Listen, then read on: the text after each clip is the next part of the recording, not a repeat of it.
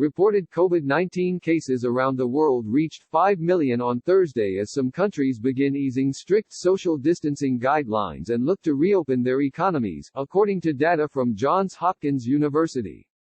The number of reported cases worldwide hit 5,038,000 and the global death toll now stands at 328,172, according to Hopkins.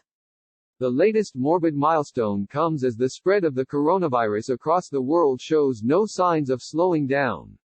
Even as outbreaks in China and other countries appear to have abated, the pandemic has picked up speed in other parts of the world. The World Health Organization said Wednesday the number of newly reported coronavirus cases worldwide hit a daily record this week with more than 100,000 new cases over the last 24 hours. Almost two-thirds of the cases were reported in just 4 countries, WHO Director General Tedros Adhanom Ghebreyesus said during a press conference at the agency's Geneva headquarters. "We still have a long way to go in this pandemic." The majority of new confirmed cases are coming from the Americas and led by the U.S., followed by Europe, according to the WHO's daily report. The U.S. reported 45,251 new cases on Tuesday, according to the agency. Russia had the second most reported cases Tuesday at 9,263, according to the WHO.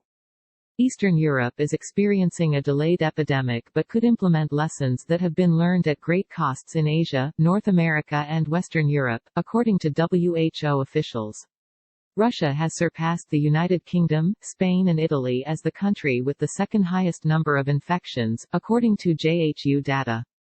There are differences right now between Western Europe, which has been through that first big wave, and Eastern Europe, particularly Russian Federation, that is now experiencing higher numbers of disease, Dr.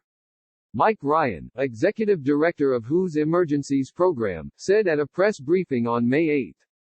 WHO officials have warned against easing coronavirus restrictions and reopening economies too quickly, saying it could lead to a vicious cycle of economic and health disasters as cases resurge and officials have to reinstitute lockdowns.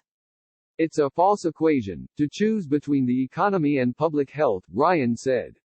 "The worst thing that could happen, economically, is that a country reopens and then has to shut down again to respond to a resurgence of the virus," Ryan said. Some countries, such as Singapore, were able to control COVID-19 at first but have since seen cases jump in more densely populated areas, WHO officials said. Long-term care facilities and prisons, where people live closely together, are at especially high risks of outbreaks and officials need to find ways of preventing the virus from transmitting from person to person.